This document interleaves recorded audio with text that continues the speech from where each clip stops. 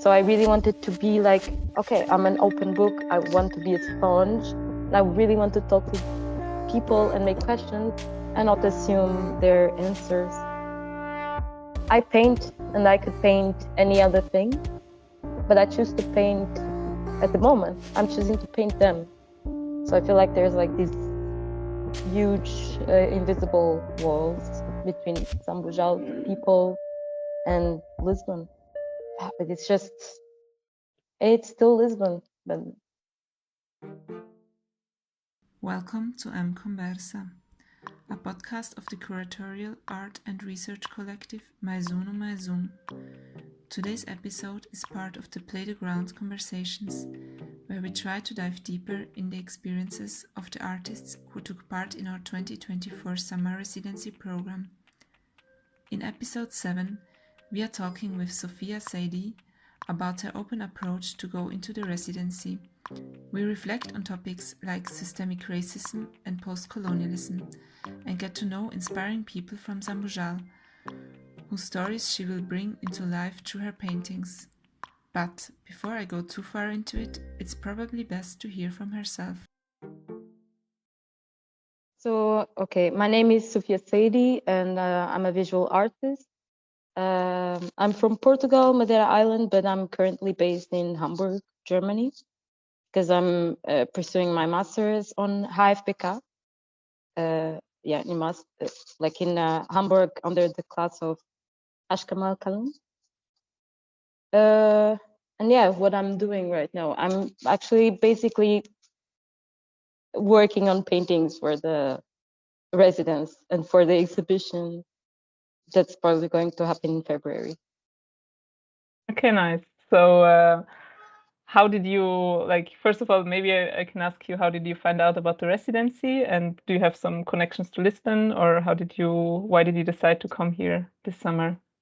So first, I did study in Lisbon for 4 years in the Fine Arts Academy.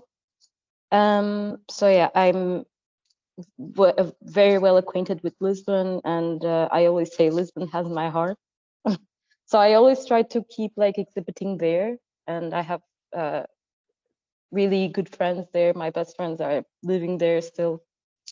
So yeah, and yeah, how did I got to know the residence? It was actually through Ligia. Ligia sent me a DM, just sharing the open call, and yeah, I cherish or I do admire a lot Ligia's work with other artists. Like she always has a lot of stuff going on, and she, I don't know, she seems to value a lot community work and her peers as well. She values other artists' work.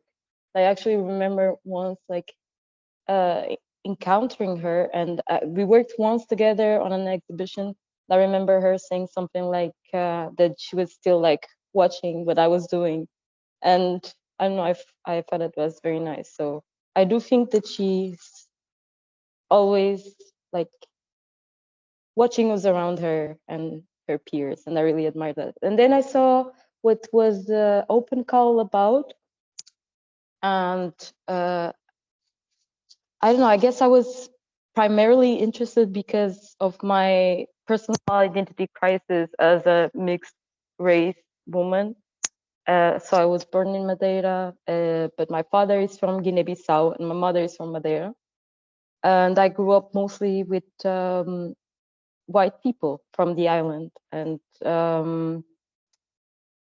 yeah, so I guess there was a bit of a gap between me and my Black heritage. And I saw that on this open call, like I could be, I could communicate with the Black community and with other minority communities. So I was very interested on that. And I had never done a residence, so I was like, okay, this would be a very nice start, because I don't know, I never really apply as well, because I'm always like, okay, I don't know what I would do, and wait, I don't know what I would be doing. So yeah, for this one, I don't know, I felt like I could relate to it a bit in somehow, so I decided to apply. So you already knew the neighborhood where you worked, or it was a completely new area for you too also? So I really didn't know the neighborhood at all. And I was not aware of the. So the only thing I was aware of, and I was very worried and upset about, was the social crisis in Lisbon. And I was not really aware of the problems within the social neighborhoods. I was aware that there was maybe some, how do you say, some misconceptions on some social neighborhoods, but I didn't know the root causes or the history of some of these neighborhoods, like how, when did they come from. I didn't even reflect about it. So it was only upon the open call that I searched a bit more through it. And how was your expectations when you applied for the open call? So how did you picture it for yourself? What you are going to do there, or how is it gonna look like? So I guess, yeah, I was not super sure about what I wanted to do. I just knew that I wanted to work on storytelling and hear people's stories. So the best way to do that would be to really talk with the people and do some interviews. But yeah, I was really stressed about it because I never did interviews. My approach is much more like solitary. Like I can observe other people and I can paint around it, but I never depend on other people's perspectives. It's usually my perspective towards other people's stories, or about the world, or about what's going on. And I never really do something like, okay, let's sit down, you tell me your story, maybe I will paint about it. So I was really a bit stressed about it. And I think my only expectation was I really didn't want to come with assumptions of things. So I really wanted to be like, okay, I'm an open book. I want to be a sponge. And I really want to talk to people and make questions and not assume their answers. Or assume that because I read some stuff that I knew what it was really about. I wanted to, connect through that and not through the articles that I had read. Mm-hmm. I think that's a very good approach and very good to take into mind when you go somewhere. But I think, yeah, but it's I always also, hard. Yeah. But I also felt like, okay, I did that, like succeeded on that. But then at some point, there was a part of me that felt still very unprepared. And maybe that it would have, I don't know, maybe, I don't know if I exaggerated maybe on that, or I don't know. But yeah, but maybe like I wanted to know stuff that it's probably a bit hard to talk about, or so like hard questions. And then I realized that as a first time making these questions and not knowing these people, it's not like that easy. It's not something that easy to do, because you don't want to talk about traumatic stuff or so. And I don't know. You have to build up the trust probably a bit Yeah, before yeah. you will go into these topics. I mean, probably it's like when yourself will be asked these questions, you also wouldn't like tell it right away, so you can imagine it for the people there. So, but yeah, how was it then actually? How were your interactions with the community, or how did you enter and start out? Like I guess my first two connections was with Edgar and Beto, because they do have the association A Partilha, which made everything easier. But yeah, Edgar was very, very open about it from the beginning. Beto as well. And I do have to actually appreciate Beto's help regarding this, because the interactions that followed up their interactions were based on also happened because of Beto's help.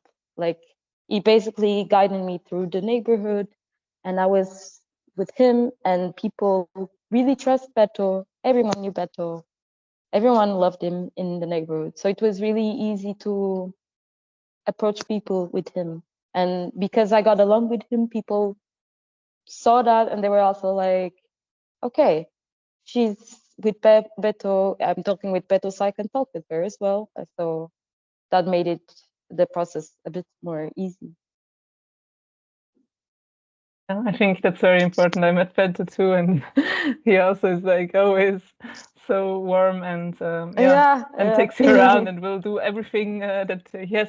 He's always in stress, but he still has like a lot of time for you and is dedicated to you.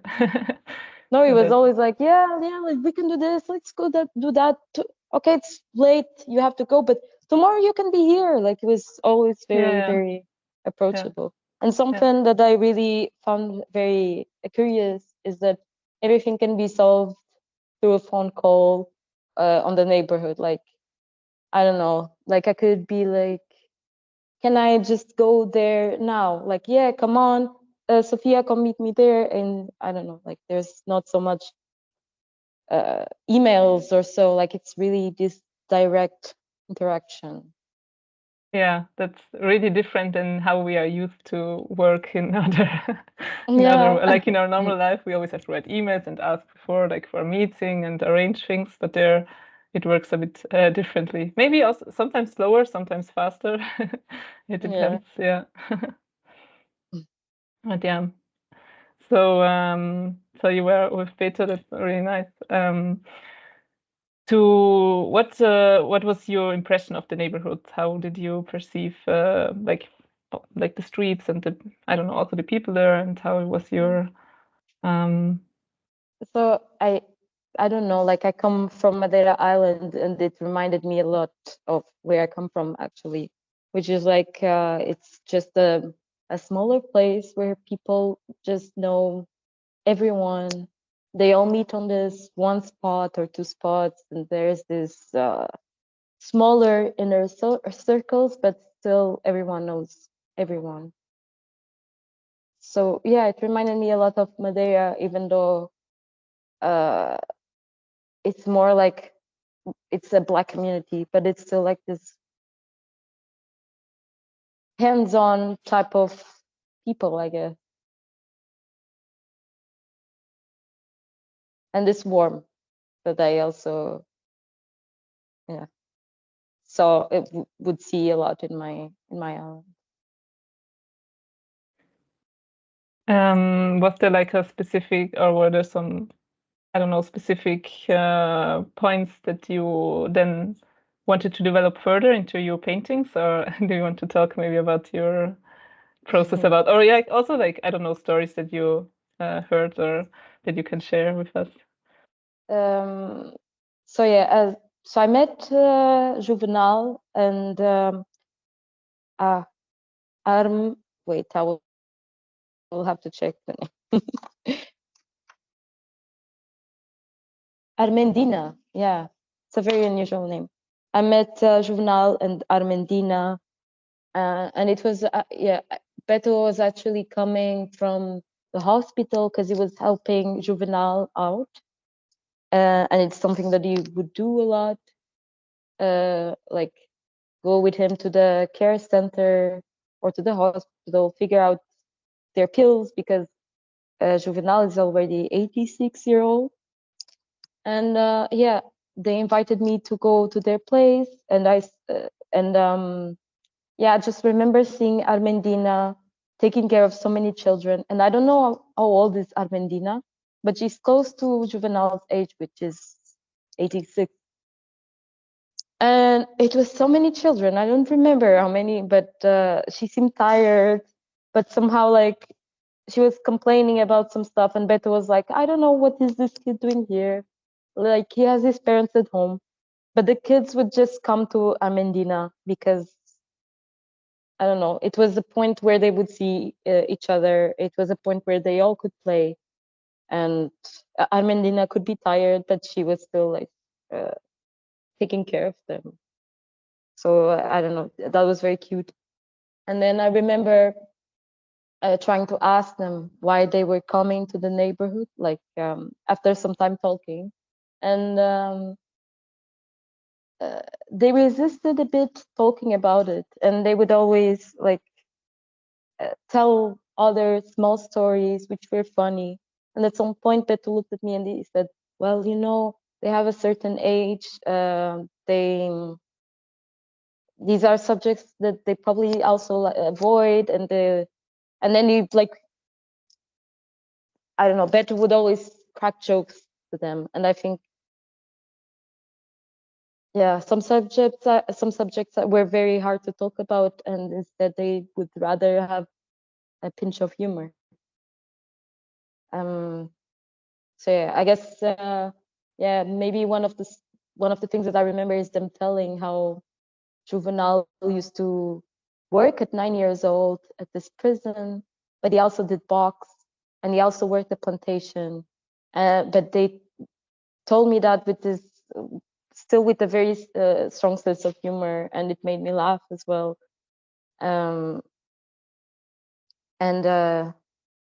Yeah, then Armendina shared me about her cachupa recipes, and yeah, about very small stuff that it's very important to them. So yeah, in the end, I discovered that they did come to Portugal because of the healthcare in Cape Verde didn't have what they needed at the time, so they had to come to Portugal. But yeah, now the Zambujal is their home, and yeah. And the kids came from the neighborhood to them, or were they are like kids or grandkids? Yeah, from the neighborhood, from different houses. Like, yeah, at some point it's like maybe some kids she knows she usually takes care of, but then there are kids who are friends of those kids, and then they just sort of multiplied. Yeah. But yeah, I just remember how sweet they were, and how welcoming they were as well. It's probably a very good place for the kids to go, and I mean, it's nice that they have their like house open to these kids. Yeah. Nice. So, are you thinking about making some paintings out of these stories, or? Yeah, I'm thinking about making some paintings. I actually took a while until I started really on the paintings because I was still very clueless. Like I did some writings, I took some notes, but I was still like I didn't know where to start. But yeah, I guess after the case of Odair as well, yeah, I started one painting which is more based directly on that. And yeah, I want to do some more paintings around the stories that I did. So yeah, I guess, yeah, after my experience there, like I also, and after the case of Odair, yeah, I reflected a bit more on my experience on the residence. And I guess the fact that I went there and shortly after this happened, it makes me think even more about systemic racism and the post-colonization issues in Portugal.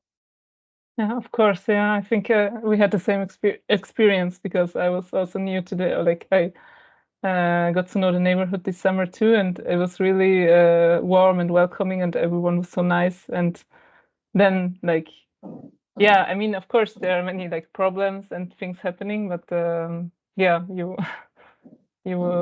get a different, I don't know, you get a different sense of how it is to live there, and how also the perception from the outside is on these neighborhoods. Like And once you are there and working there with the people, it's like it's probably even sometimes nicer than like in the center of Lisbon, because there everyone knows everyone, like you said, and it's like a village where I don't know, you help the others, and yeah.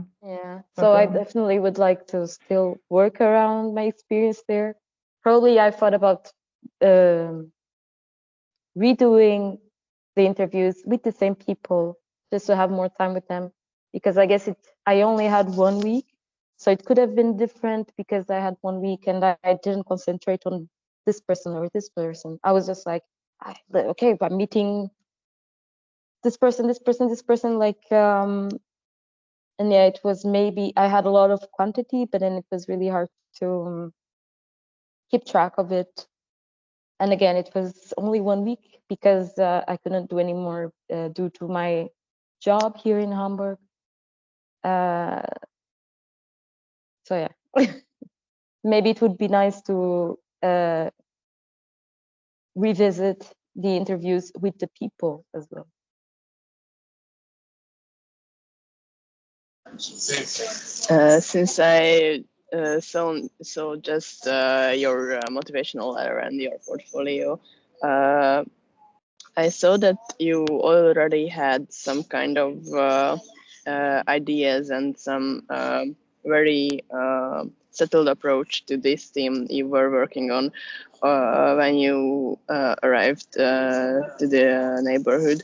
And my question would be that how this experience changed the way you looking at these questions.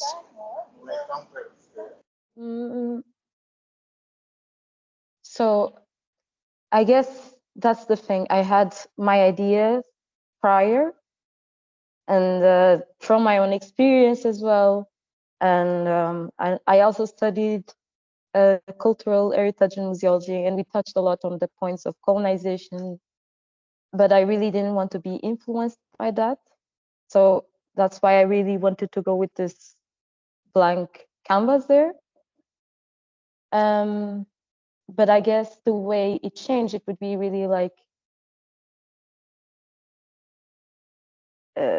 I don't know, I might not be super right on this, but it's more like we can read stuff and we can read about it, we can study history, but there's this type of knowledge, and then there's knowledge built on experience and building connections with people, and yeah, know things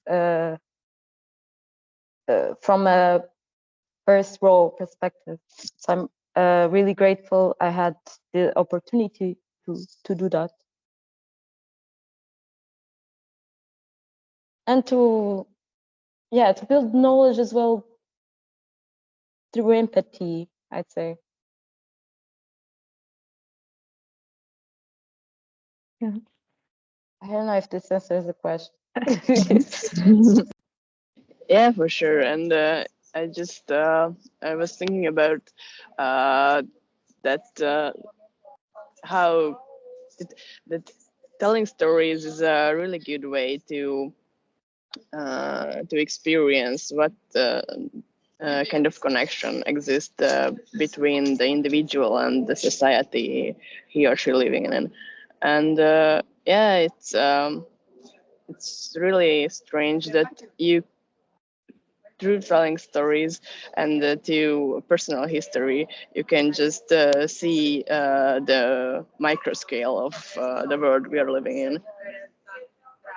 Yeah, for example, on the very first day that I was meeting Edgar, he was very enthusiastic. He's enthusiastic about everything, but he was very enthusiastic about giving an interview, and he was like being very funny about it. And we were going to this coffee shop, and we passed through this guy. I don't know his name. My memory is mostly visual. And I remember Edgar was like on his way, and he was like just calling people and being like, "Do you want to do an interview? Or you? Or you?" And he told to this guy, "Hey, do you want to do an interview?" And he was telling me, "Hey," and I guess they were friends. And the guy said, "An interview for what?" And he was like, "To tell you a story." And he was like, "I have no story." And I remember like My heart broke a little bit when you said that, because I was like, oh, come on, you gotta have a story. And yeah, I mean, maybe sometimes stories can be very simple. It doesn't have to be about the Red Riding Hood.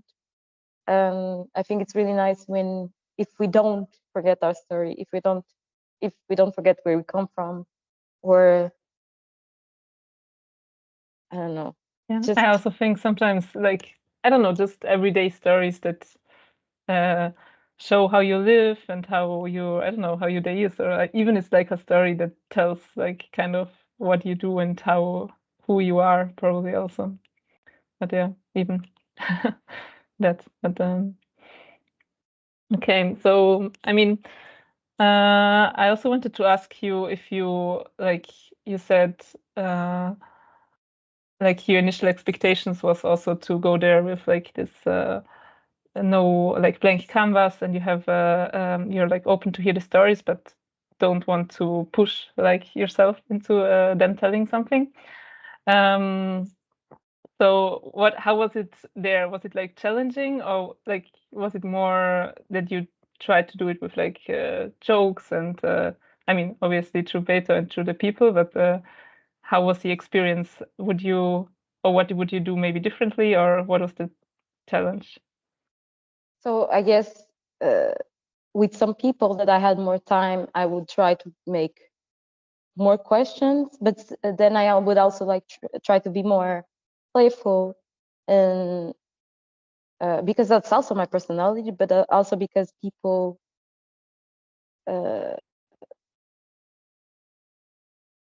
were, I mean, I think that's also how you gain their trust there, how you are friends with them, through humor, because day-to-day life sometimes can just be hard, and if you can just like break it with a joke and still talk about serious stuff, and personally, that was a bit my my technique or my approach.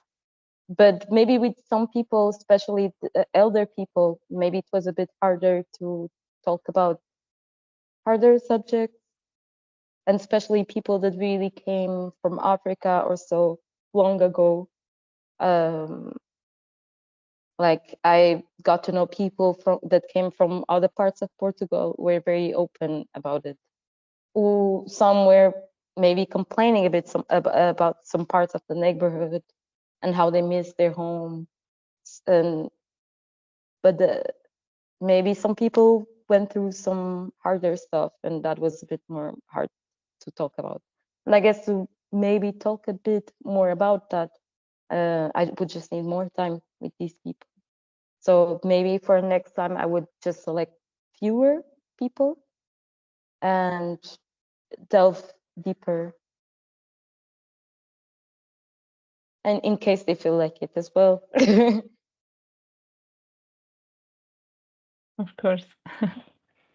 But yeah, I guess a part of me was aware that could be difficult, because as I said, my father came from Guinea-Bissau he's a bit older, so he came also during troubles times, and it was always hard for him to talk about his past there. So I'm aware that sometimes it's difficult.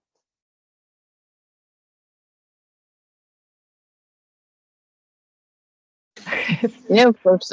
And also to just expressing these kind of things are always hard, I think. And also the process of dealing with these things and to process it inside yourself, change them in a way that you can just address them directly, because you are already they are already moving in you, and giving other kinds of and getting other kinds of perspectives and hues maybe.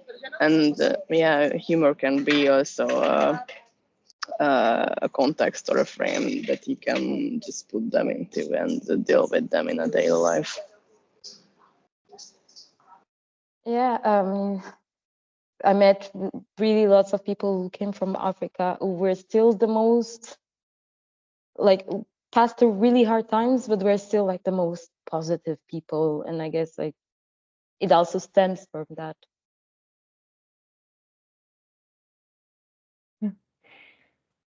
What how do you have like a different, I don't know, a different perspective of Lisbon after you experienced there, or also with everything that happened after and all the things? I guess one issue that I was a bit upset and worried was the gentrification issue. And I guess that the way the new social neighborhoods were built makes me think about that as well.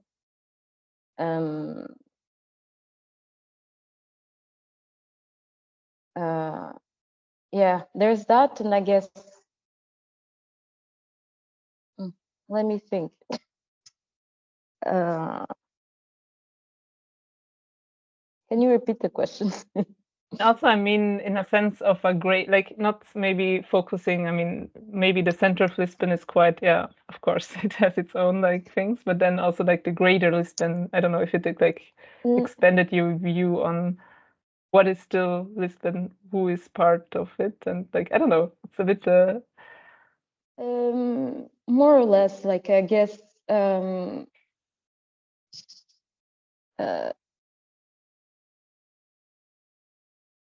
I don't know. Maybe it's a strange question. No, it's not so strange. It's not so strange. I'm just a bit puzzled. But I guess I was on the art scene of Lisbon, so therefore, I guess I was with people that were not like or either tourists or I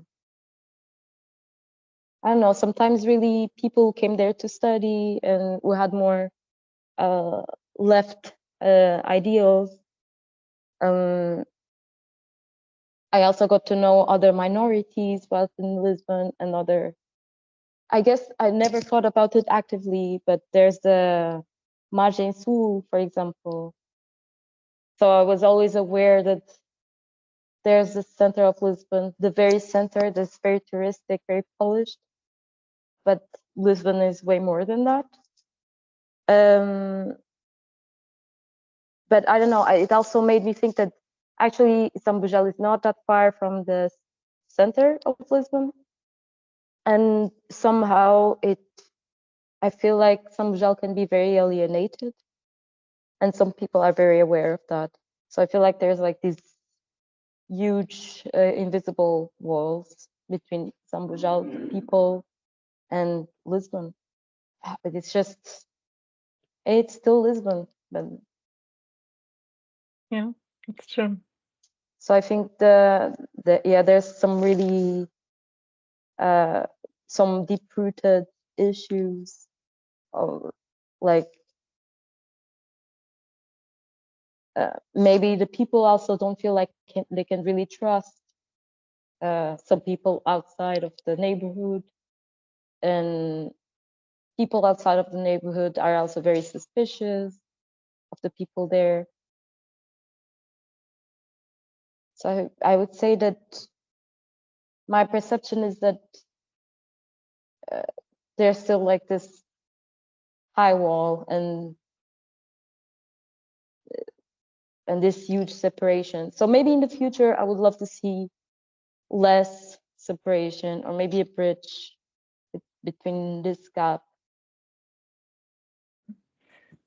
Yeah, that's nice. That's I wanted to ask next. How can you demolish the wall, or should we demolish the wall? It's also the or like I mean, it depends. But yeah. Also, no. About the question, should we? So I guess I would say that's for the Zambujal people to decide, but I think one way to invite them to think about it is through, for example, the residences. So just the fact that they are sharing their story with people that are not really from there, I think that's great. But if if it's more comfortable to be within their community and trust each other that way, then why demolish? But maybe this is my view, because I'm also having this very negative view of Lisbon at the moment. So it's not always the best what comes from the center, of course, or yeah. like from the, I don't know, main perceived area. How would you call it? Yeah, and yeah, I don't know. Yeah, it's even like not very good if you like. Oh my god, maybe cut this out. Like the how you go somewhere and try like to save the neighborhood, kind of. I mean, that's also not our approach, of course. It's more like that's also why I'm like. Yeah. That's why I'm like, that's for them to decide, first of all. And I think they are. I like to think that they are kind enough to also let us in. Yes. And actually it was like that. I mean, actually it was because of Lija that we started to go there. But also there was the need that they wanted to have things happening. And I think it will, like, even if there will be another residency next year, it will evolve, and you build the trust and you build like the dialogue, and you bring like some things in, and you take, because of course like everyone takes something out of it, and again, or like you get something too. So it's like a exchange of, I don't know. Yeah.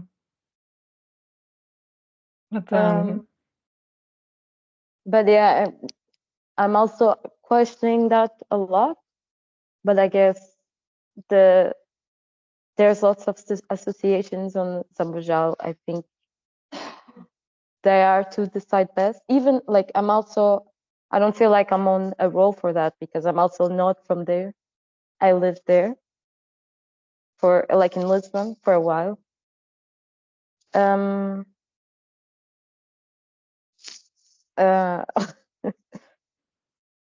I guess like even also the Odair case, it got me thinking even more about that, about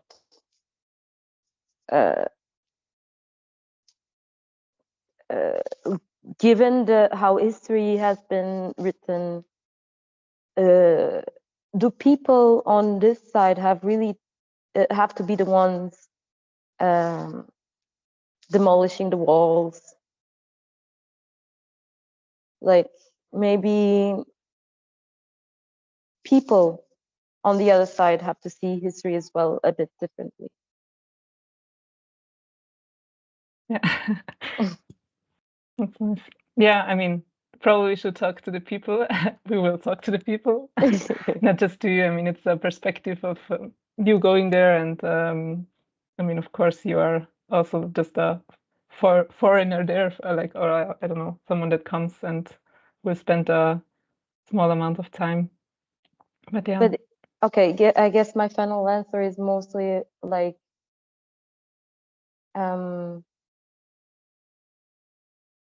so like projects like these are amazing that to be happening there, and it's amazing that the community cherishes it and is open to it. But I guess like not every institution thinks alike, and for example, the development of Zambujal seems to have been like this rushed answer to also like solve an issue without really thinking about the people. So I guess that's what makes me worried about bigger institutions thinking about taking care of Zambujal or other neighborhoods that are seen as problems.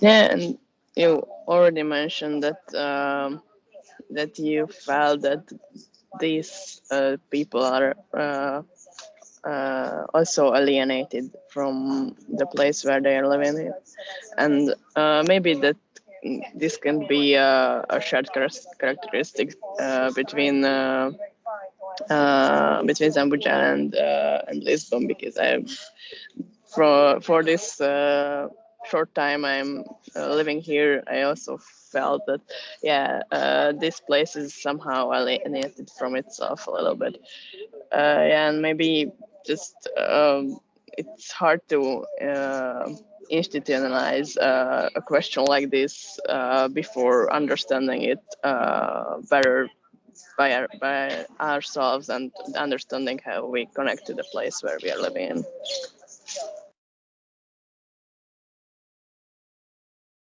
I guess that culturally it's okay, the alienation, but if there's like issues within the neighbor, issues like on the buildings or so, which some people complained about, for example, they might ask help to this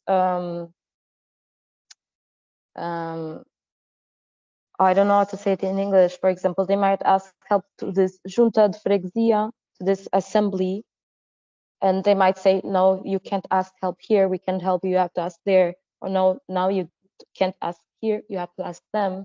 And no one wants to take accountability. And Zambujal is still Lisbon. Like, so logistically wise, they have to be taken care of. And it's like social housing, so it's not. Yeah.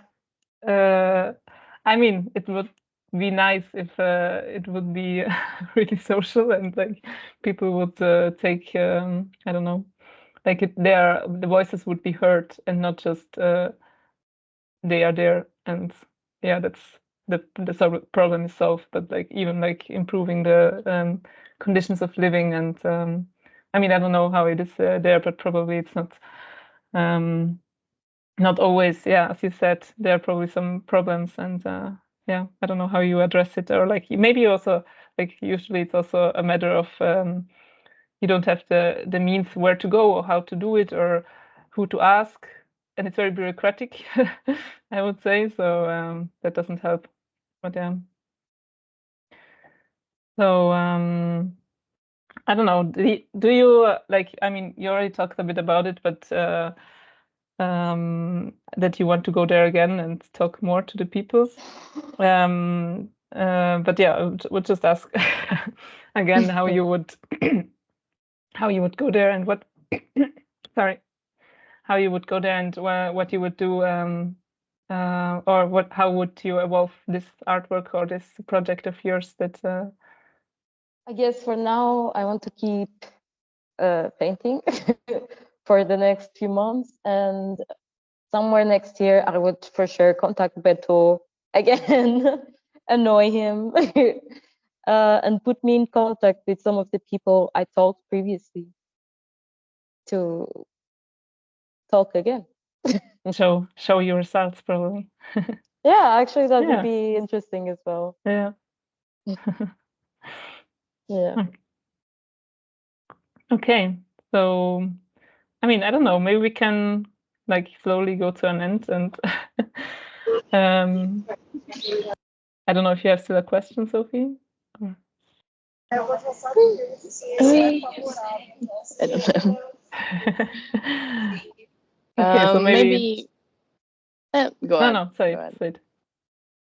No, I just wanted to ask maybe that how can you connect with your work to the title of the residency, to resistance and to informality, and what these words meaning to you, and especially in context of your experience at the neighborhood. So for me, resist through informality is like the residences itself are a form of resistance, I guess. Like for me, I came to the conclusion that what Beto does is informal resistance, which is like always wanting to change things for the better for his people. Like the Cesis, when they work with the children, I think that's a form of resistance because it's through education, and yeah, through inspiring them, through making them reflect.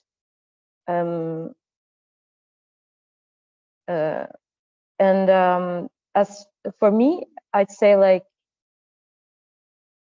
I paint and I could paint any other thing, but I choose to paint at the moment. I'm choosing to paint them. And I think there has to be some resistance through that, because painting can be many things. It can be beautiful things, it can be inspiring things, and I don't know, I'm choosing to paint their stories. And yeah, some things are nice and some things are not so nice, and I see that as this choice. I see it as informality. No one, like like there's nothing clear about it. I'm just working my head around like this experience and painting it.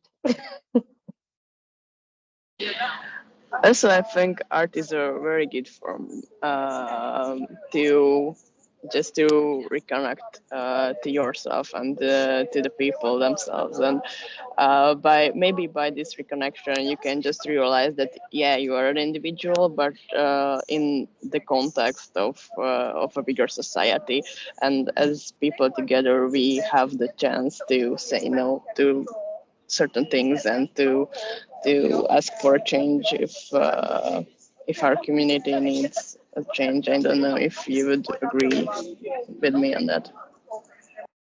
Yeah, and I would say like on my personally, I don't find it so easy to paint like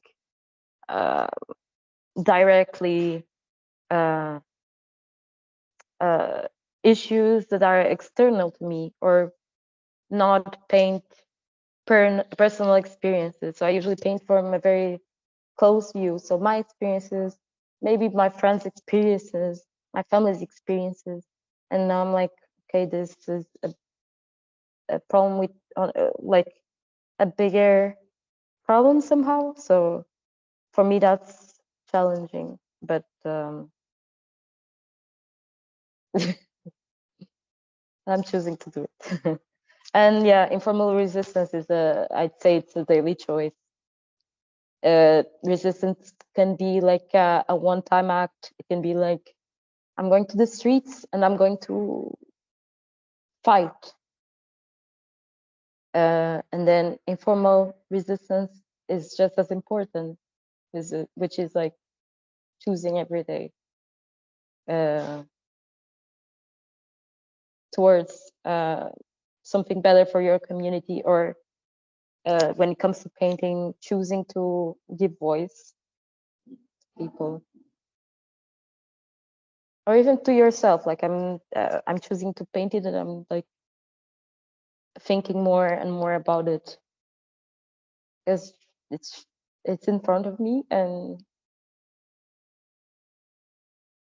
makes me think more about it. Yeah, but maybe these kind of things are the hardest to give a certain voice. And yeah, I'm very curious to see the results of your paintings. No pressure.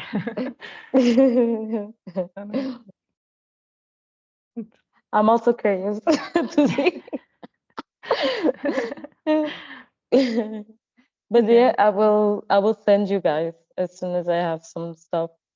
That's great. Well, thank you, Sophia, for this Thank you, conversation. Sophia. I hope, And thank I don't you, know, Sophia. thank you very much. if we included all you had on your notes, but think it was good. I guess most. It's okay. Okay. They were for emergencies.